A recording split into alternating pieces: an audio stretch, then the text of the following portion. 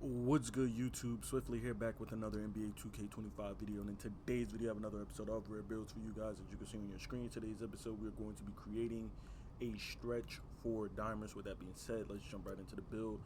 Now, obviously, you have to make this build at the power forward position if you want the dimer build. You can't make this build at the center or small forward, any other position, because it doesn't give you the 4 dimer. Obviously, because the 4 is the power forward position.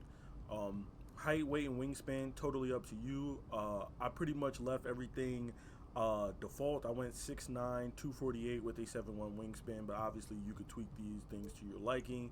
And then for me, my attributes, I went 73 on the close shot.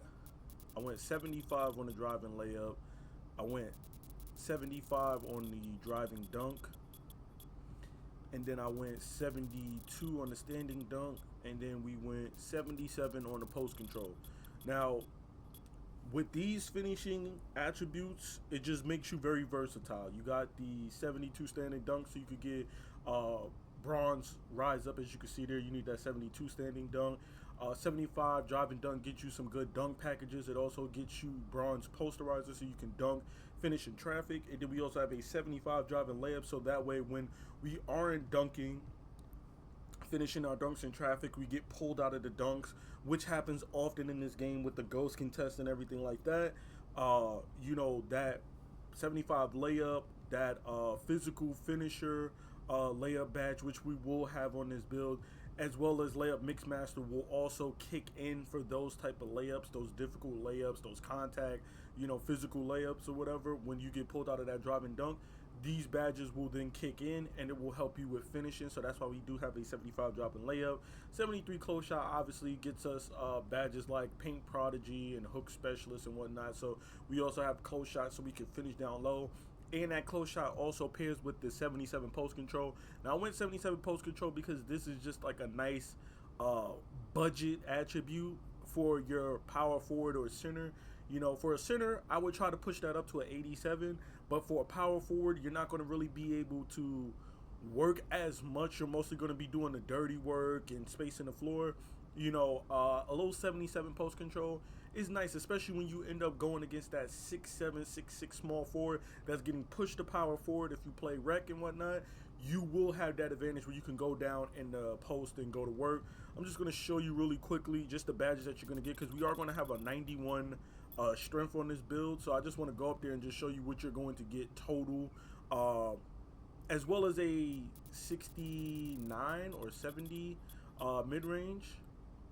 So this is what you're going to be looking at basically for your build. You're looking at silver post up, you're looking at unpluckable, you're looking at hook specialist, you're looking at post fade phenom, and you're looking at silver post powerhouse, which a +1 for either gold post up poet or silver post powerhouse.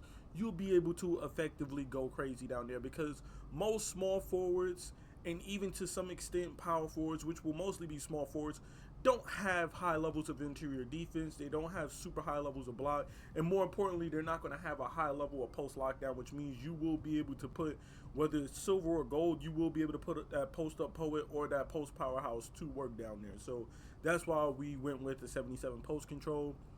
Moving on to the shooting, we also have a 77 on the 3 ball, and then we also have an 75 on the free throw, which you can go up or down depending on whether you play pro-am, rec, fives at all, or if you only play park, then you don't really even care about that.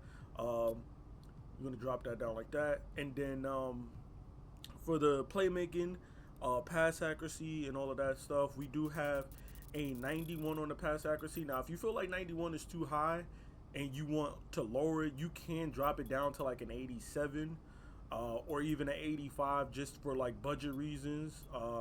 85 gets you bronze bailout, 87 gets you gold break starter, but 91 gets you versatile visionary and silver bailout. So that's why I went with a 91. It's just a safer approach. You get better badges, and then even with +1, you're looking at either gold bailout or gold versatile visionary, making you that much more of a threat when it comes to playmaking and passing. For the ball handle, we do have a 66 ball handle. Nothing crazy, and then 50 speed with ball. If you want that Jokic dribble style, you're going to have to go up to 55, but I didn't care too much about that. I was trying to just budget everything just so that the build is, complete. It isn't, lacking too severely in one area or the other. You kind of want to be balanced all out. So I went 66, 50, but you can tweak that if you feel like you need a little bit more ball handling, or if you need, higher speed with ball, you want that yoga dribble style, you can put those up if you'd like. Moving on to the defense, we do have an 82 on interior defense. So we will have that silver post lockdown. For perimeter, we do have a 78 on the perimeter defense because, like I said, again, you want to be versatile. Again, at power forward position, a lot of times, especially if you play solo rec like me, a lot of times you will get if you're placed at the four, a lot of times you will get matched up against dudes who are not true power forwards. A lot of the power forwards you see in the rec are actually small forwards just getting pushed up to the four. So they're going to be more perimeter players. So if you're getting matched up against a 6'6", a 6'7", small forward that likes to play on the perimeter, you don't want to be, lacking when it comes to perimeter defense. Even if you have high agility, you're not going to get the shot contest because of your perimeter defense is going to be so low. So I went 78.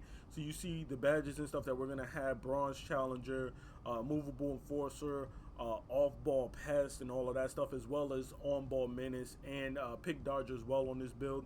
But that's why I went 78 on the perimeter defense, just so that we have, defense, whether we're on the interior or the perimeter, we will stand a chance. For the steel, we're rocking with a 60 just for that bronze interceptor, which is really, really cheap. You can also throw a +1 on that and get silver interceptor if that's something you want to do, just so that you can play the passing lanes.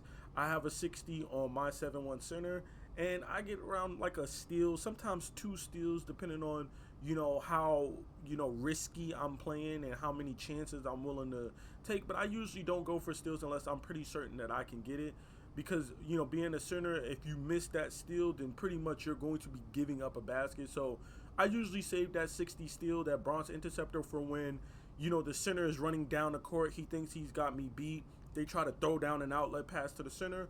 I jump it, bronze interceptor. I have no problem jumping passes like that. But regular, ordinary passes in a half-court setting, I don't gamble as much, just because 60 steal bronze interceptor is not that good, but it's good enough to warrant throwing it on your build just because of how cheap it is and, what you're getting for your bang for buck or whatever.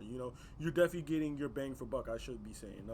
And then moving on to the block, we do have a 74 on the block, which is, rather cheap. But on this build, you're really just trying to make a build that's going to kind of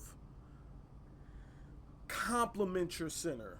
You aren't trying to make a build where you are going to be holding your own. This isn't going to be a build that you're going to be the main center or the main rebounder, the main defender in the paint. This is a build that you're going to be making to play next to your center type of build, So 74 block is enough for bronze paint patroller, and then you can always throw a +1 on that for silver paint patroller to go with silver post lockdown. But again, this isn't like a build that you're going to be the main, center. So it's okay that you don't have super high block, super high, just defense in general. Moving on to the rebounder, we do have an 80 on the D board and a 70 on the O board, so we can sneak in there, get some O boards, and then you can also board up with the 80 D board. You're looking at silver box out beast as well as silver rebound chaser. And then again, as always, you can always throw a +1 on there if you feel like you need to bolster, your rebound chaser, which I wouldn't mind throwing it on a rebound chaser. Probably wouldn't throw it on box out beast just because we have high strength, so we will be able to box the dudes out. But I would probably consider throwing it on rebound chaser, just so that you can really help. Because sometimes as a center, I've had games where on my 7-1 with like literally legend rebound chaser, I'm boxing out and the power forward is so ass on my team that I'm literally boxing out and trying to board up over 2 people, because I'm boxing out the center and then the power forward is standing there waiting to grab the rebound because my power forward is God knows where, not boxing out. So if you want to be a good PF, and really help your center, you should be boxing out as well too. And if you aren't boxing out, then you should be in position to grab the rebound. If I'm boxing out the center, then you need to be getting the board. And if you're boxing out, then I need to be grabbing the board. But you need to be working together with your center. You know what I mean? And that's an issue that I see a lot in the community that people aren't doing. And that's why dudes are giving up a lot of O boards or even D boards, because they're not holding L2, they're not boxing out, they're not doing the simple things, to make rebounding that much easier for your team, and then you give up so many possessions. Moving on to the physicals, though, we're looking at an 80 on the speed, which is actually pretty dope. You'll be able to get up and down the court pretty fast. You're looking at a 75 on the agility, again, making you very agile and quick. And that's going to help you get, shifty shooter, on-ball menace, pick dodger. So that's why I was talking about that 78 perimeter defense, getting you a bunch of, badges so you can play on the perimeter and you can play down low in the paint as well. You're versatile. And at the worst case scenario, you can throw +5 on this to get you like an 83 perimeter defense, which 83 you're looking at Silver Challenger. 83 you're looking at Silver Challenger. You're looking at Gold Off-Ball Pass. And if you go a little bit, and you're looking at Silver Pick Dodger, but if you go up on this, if you go make your perimeter defense like 80, if you want to say you want to tweak the build, you can go 80 perimeter and then throw +5 on it and get all of these badges silver, to be honest. So if you feel like 78 is too low for what you want to do, you can go 80 and then use your cap breakers for your 5 cap breakers and throw that on there and have all silver badges really on the perimeter, which is something I would probably look into doing just if you want to tweak the build some.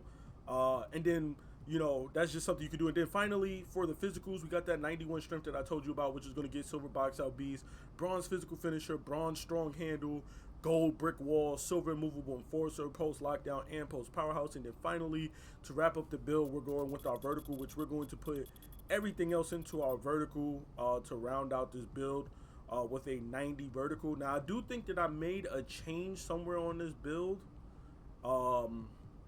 Trying to think, what did I change? I think I put my close shot too high. Yeah, I put my close shot too high. Close shot is supposed to be 72. I went 73 for Paint Prodigy, but you can tweak this. I guess you could probably bring the ball handle down some, because you'll still have strong handle, and then go like this.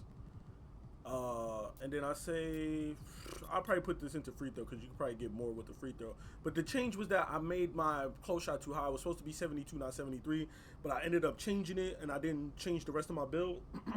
But I left this close shot to 73 just because I wanted Paint Prodigy just to go with that post control as well too. But you can drop it and then just put your vertical up. But we're also going to have a 91 vertical on this build. So again, like I said, this build, when you look at some of the stats, you might think, oh, well, you're not going to be able to rebound, you're not going to be able to board up. But a 80 D board with silver rebound chaser with a +1 for gold and a 91 vertical, you are going to be able to, really board up and help your center rebound. Physicals are very much the key. Very, very underrated. I don't see a lot of people. So many people want to just slap on a 99-3 or 99 ball handle, 99 steal. They don't realize how important your physicals are and how much better of a build you can have when you aren't spending all your attributes into skills and you're putting it into physicals. Physicals are very, very underrated. Every single year, people talk about how, it doesn't matter and it's this and that. But trust me when I tell you, it certainly matters. But of course, we have built our build. You see the shades of Evan Mobley, Dave DeBouchier, and Aaron Gordon. And then, of course, our build named the Stretch 4 Dimer. So there you have it. This is my Stretch 4 Dimer build for NBA 2K25. Please be sure to drop a like, comment, and subscribe for more NBA 2K25 content. And, of course, more rare builds like this. I'll see you guys in the next one. Peace.